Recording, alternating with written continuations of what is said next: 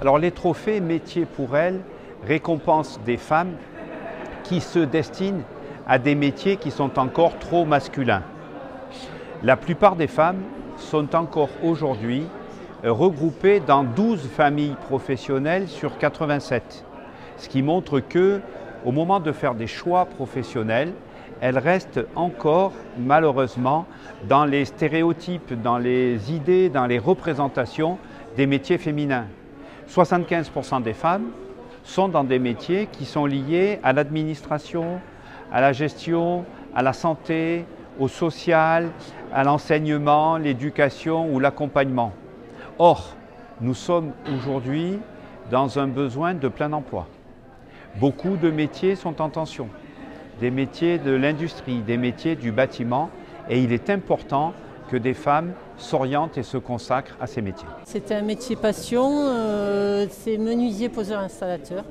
Ça concerne tout ce qui est aménagement intérieur des maisons, des bateaux, des camions, voilà. Alors mon papa était menuisier, j'ai toujours baigné dans ce milieu de toucher des outils, de transformer des objets. Et du coup, c'est quelque chose qui m'a toujours plu. Moi, le garage à mon père, c'était ma caverne d'Ali Baba. Je n'envisage pas d'être à mon compte pour l'instant. Je préfère acquérir encore de l'expérience, profiter de tout ce que le métier peut m'apporter et peut-être plus tard, je me lancerai là-dedans. À 30 ans, j'ai commencé à me poser des questions et tout. Et là, quand j'ai vu qu'il y avait la formation que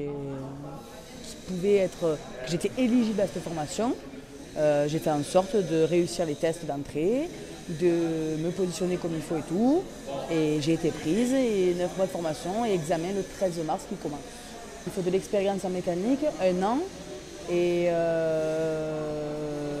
être rigueur, du sérieux, se tenir informé des évolutions des lois. Et par la suite, moi je compte bouger de région, aller dans les Alpes.